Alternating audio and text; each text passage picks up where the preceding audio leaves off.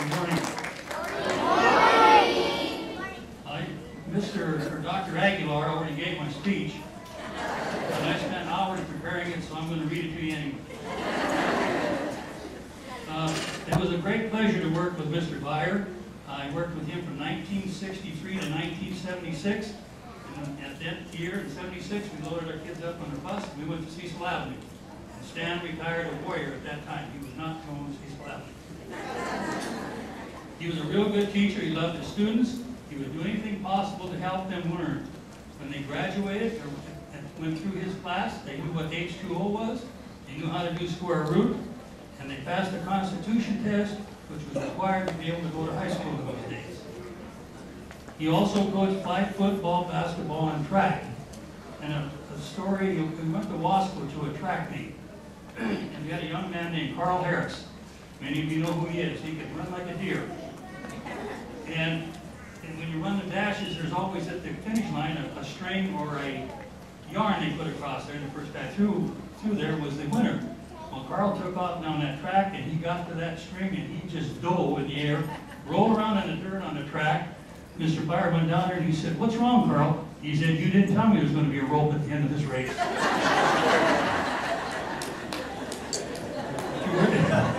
And that's a true story. If you see Carl, ask him. To raise money for uniforms, I think Mr. Butcher, they got me involved in this, Mr. Beyer. On weekends, we break leaves, we trim trees. One time we went down by Formosa. We were going to pick juice grapes. We worked all morning, and I think we got about that much in a gondola. And we come to find out that those grapes had been picked the day before.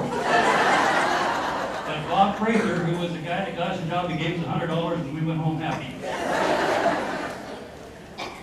He helped with food baskets, which they delivered on Christmas and Thanksgiving. He bought lunches for kids who didn't have any money to purchase lunch.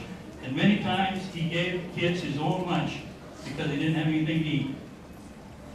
And we had a student here, his name was Celso Domingo. He had a withered hand, and whenever he smiled, he had a great smile and a great laugh, but he always put his hand over his face when he smiled or laughed. But he didn't have any teeth in the top part of his mouth. So one day Mr. Touchstone said, "Stan, you're pretty well known in Delano. Why don't you get that kid some teeth?" Well, I don't know what period of time went by, but here comes Celso to school one day, and he's got his teeth, and he's smiling, and his hand is not over his mouth. About a month ago, I ran into Celso. He's 63 years old, and he still smiles without his hand over his mouth. We thank Mr. Beyer for that. That was great for that kid.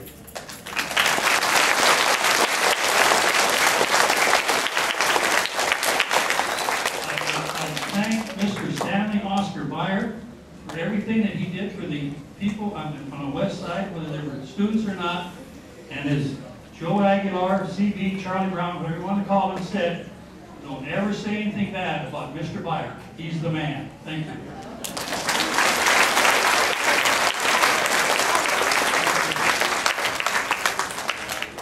That Charlie Brown happened to be my brother.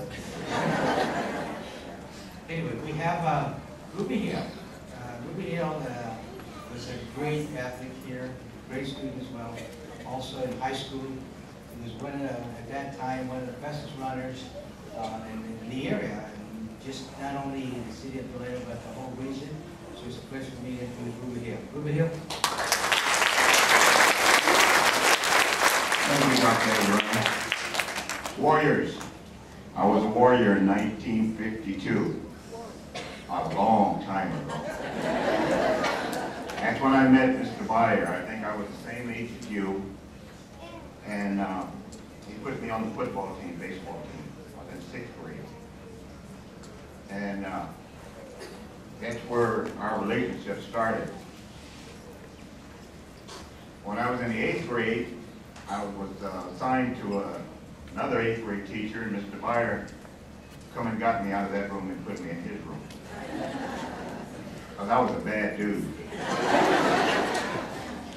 And I'd get in trouble all the time, so Mr. Beyer would always have me out on the grounds picking up trash. So you guys shouldn't have no trash out there now, because I was out there all the time. The thing I remember about him, in those days, no way would a teacher come to your home out of the West Side. Mr. Beyer came to my home and told my mother that I needed a lot of discipline.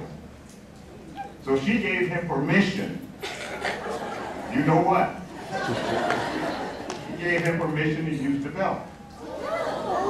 Yeah. And I remember I was out with some of my friends, and Mr. Beyer come and got me and told me what he was going to do to me. And my friends are going, that white guy can't tell you nothing. I said, I think he can.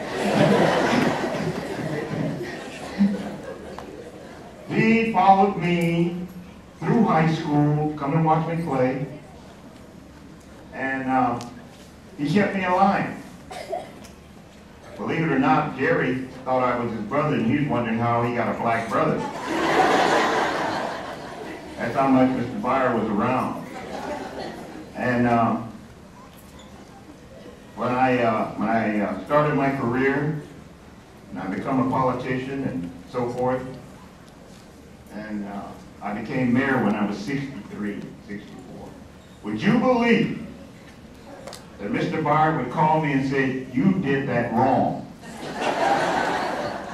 I cannot believe this. But that's the way he was. And I'll always be grateful to Mr. Beyer. Like Mr. Aguilar said, I couldn't call him Stan. It was always Mr. Beyer. And a couple of times he did use that belt. Thank you.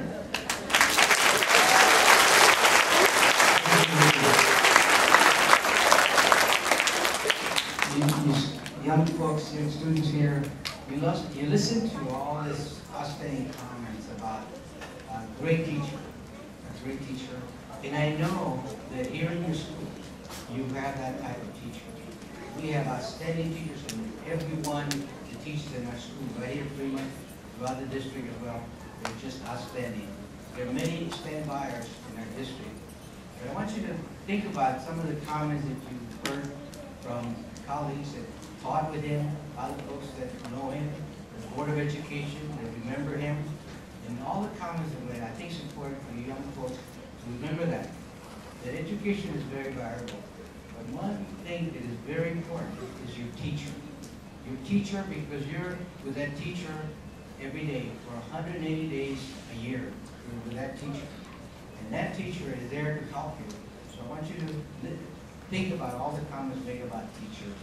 And there, you heard about Mr. Beyer. But the important thing is also that everyone that spoke called him Stan Beyer, Mr. Stan Beyer. Never called him Stan, they called him Mr. Beyer. That's the kind of teacher he was. I want you to remember that. That we have had outstanding teachers at Fremont. You have them at the present time as well. I want to make just a comment and a member of the Beyer family. I'm going to talk about Jerry. Jerry and I had some real discussions when he was in school. He would cut his hair, and I can see that he still hasn't cut his hair yet. But there was another Beyer. There was another Beyer brother of Stan and Jerry, Mike Beyer. Mike was also an outstanding athlete. Not only an outstanding, but also an outstanding student. As Stan Jr. indicated, Mr. Beyer had to kiss his kids here all the time. When he was out of school, they were all around him. So they actually grew up in also in the environment of Fremont School. So that's why I think they all say that they're still also word. There's Fremont word. At this time, I want to thank all of you for listening. Guests here, we still have more of the program. You may be here with us. I'm going to turn this over to the principal at this time. Thank you very much.